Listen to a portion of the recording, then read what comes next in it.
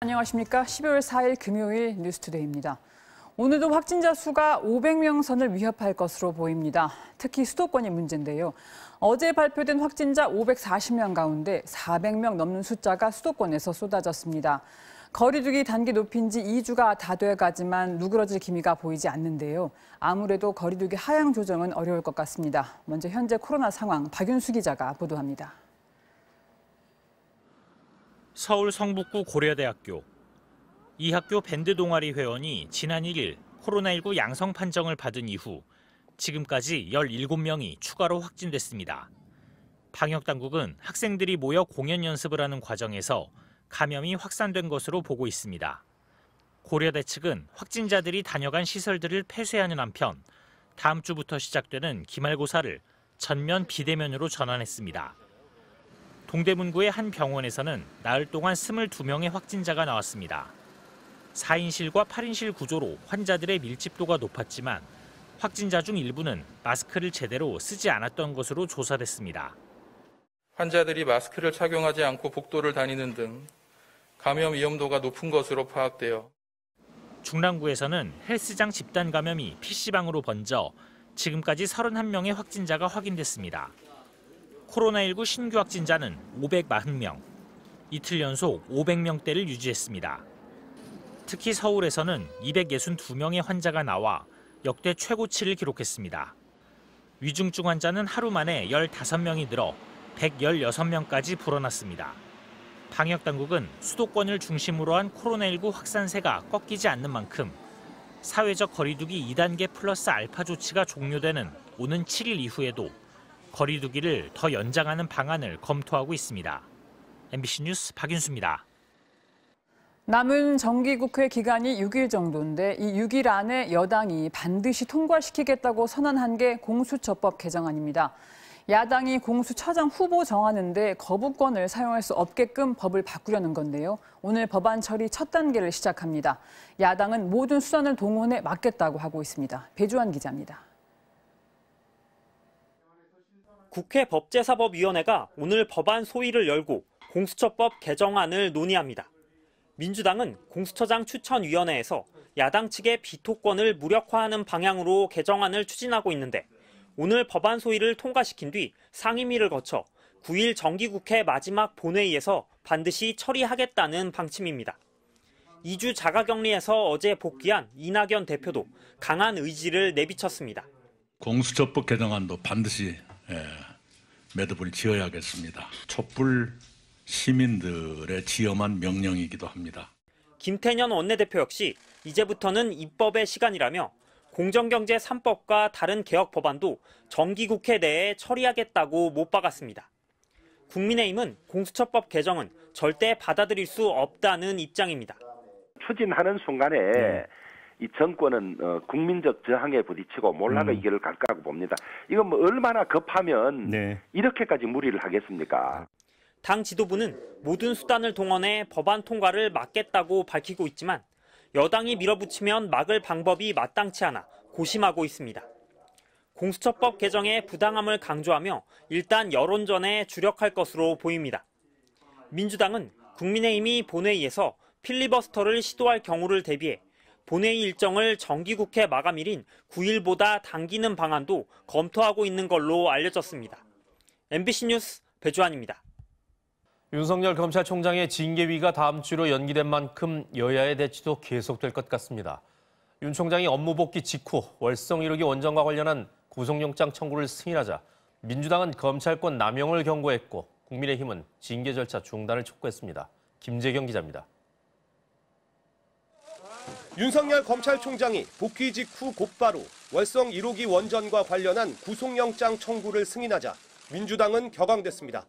정치적 중립을 잃어버린 검찰 조직의 무모한 행위에 깊은 유감을 표한다며 윤 총장은 정치적 야망을 위해 검찰권을 남용하지 말라고 경고했습니다. 징계의 절차적 공정성을 강조하는 청와대 기류를 감안한 듯 지도부 차원에서 윤 총장 거취를 겨냥하는 건 자제했는데 당내에선 사퇴 촉구 목소리가 계속됐습니다. 이런 마당에 저는 검찰총장을 더 유지한다는 것은 대한민국 검찰의 정치적 중립성 역사를 완전히 부정하는 일이다. 다만 한 여론조사에서 처음으로 문재인 대통령 지지도가 40% 아래로 내려앉고 당 지지율도 오차범위 내에서 역전된 걸 두고 이번 사태에 대한 피로감이 반영된 결과라는 해석도 나왔습니다. 국민의힘은 여권에 윤석열 찍어내기가 국제적 망신을 사고 있다며 중단을 촉구했습니다. 대통령께서 직접 나서서 윤석열 검찰총장 문제를 이 정도 시점에서 중단을 하시는 것이 현명하리라고 저는 판단을 합니다. 또 집권 세력이 원전 수사를 무마하기 위해 전방위적으로 무리수를 두고 있다며 뭐가 두려운 것이냐고 역공했습니다. 이런 가운데 국민의힘 김은혜 대변인이 갈피를 못 잡는 장관, 이제 또 누구를 안고 뛰어내리려 할지 걱정된다며 추미애 장관을 비판한 게 구설에 올랐습니다.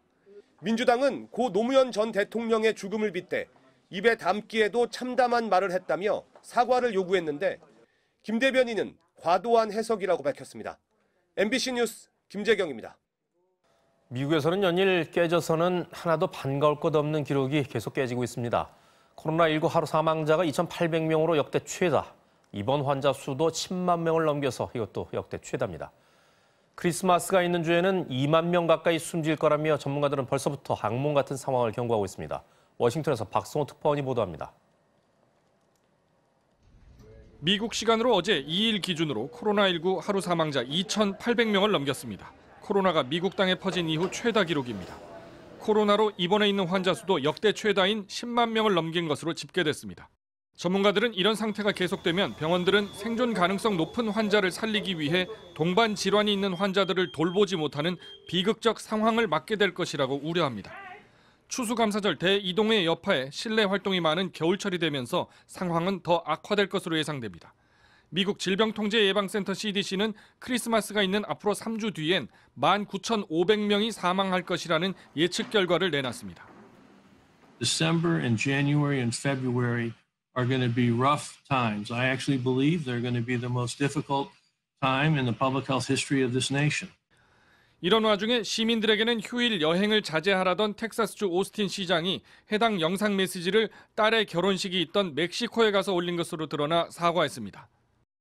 That the fact that I took that trip and at the same time was continuing to urge people to be cautious is confusing.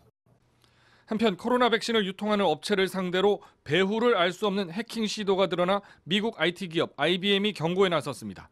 중국의 냉동고 업체를 사칭한 해커들이 지난 9월 저온 유통업체와 당국에 가짜 주문 이메일을 보냈는데 대상에는 독일, 이탈리아, 한국이 포함되어 있습니다.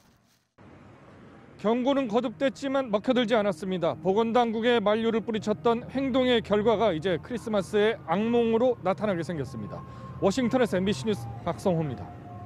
이낙연 더불어민주당 최측 대표 최측근이 어젯밤 숨진 채 발견됐습니다.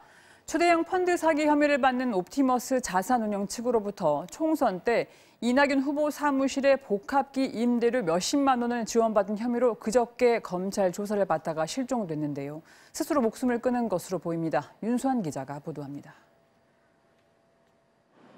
어젯밤 9시 15분쯤 이낙연 더불어민주당 대표 비서실에 부실장인 54살 이모 씨가 서울중앙지법 청사 근처에서 숨진 채 발견됐습니다.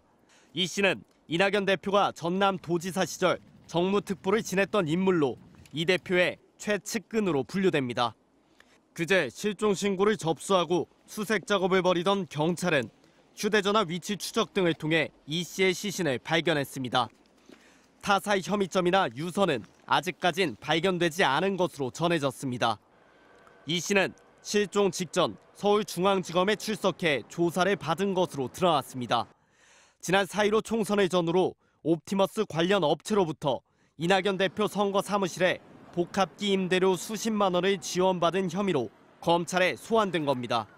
변호사와 피의자 조사를 받던 이 씨는 저녁 식사를 위해 잠시 조사가 중단된 사이 자취를 감춘 것으로 전해졌습니다. 경찰은 이 씨가 극단적 선택을 했을 가능성을 염두에 두고 정확한 사망 경위를 조사하고 있습니다. 서울중앙지검은 이런 일이 발생해 매우 안타깝게 생각한다며 유가족분들께 깊은 애도를 표한다고 밝혔습니다.